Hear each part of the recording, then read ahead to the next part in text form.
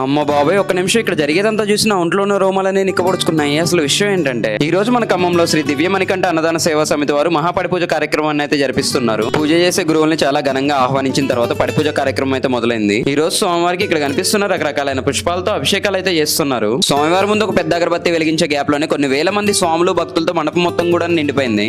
ఒక్కసారిగా భాస్కర స్వామి గారి పాటలతో స్వాములంతా భక్తి పరవశంలో తేలిపోయారు. కరెక్ట్ గా అదే టయానికి ఏంటి కైలాసం నుంచి డైరెక్ట్ గా వచ్చేసారా అనే రేంజ్ లో అయితే మన విఘ్నేశ్వర స్వామి ఎంట్రీ ఇచ్చారు. అబ్బొబ్బా, చూడడానికి 2 కళ్ళు అయితే సరిపోలేదు. ఈ రేంజ్ లో పార్వతీ పరమేశ్వరులు ఎంట్రీ చూసిన తర్వాత స్వాములే కాదు, వచ్చిన భక్తులందరూ కూడా తమకున్న బాధలన్నీ మర్చిపోయి స్వామివారిలో లీనమైపోయారు. పీఠం స్వాములు, గురుస్వాములు అందరి చేతుల మీదుగా స్వామివారికి అభిషేకాలు అయితే ప్రారంభమయ్యాయి. అభిషేక ప్రియుడైన అయ్యప్ప స్వామికి తులసి దళాలు, రకరకాలైన పుష్పాలతో అభిషేకాలను చేసి స్వాములంతా మోకాళ్ళపై ఉండి హరిహరాసనం చెప్తుంటే అప్పుడే పార్వతీ పరమేశ్వర అయ్యప్ప స్వామివారు అయితే ఎంట్రీ ఇచ్చారు. అబ్బో, నెక్స్ట్ లెవెల్ ఆ సీను. ఆ తర్వాత ఒక్కొక్కటిగా స్వామివారి పడిని వెలిగించి స్వామివారికి మహాహారతిని అయితే ఇచ్చారు. వీడియో నచ్చితే లైక్ అండ్ సబ్స్క్రైబ్ చేసుకోవచ్చు కదా ప్లీజ్. Thank you.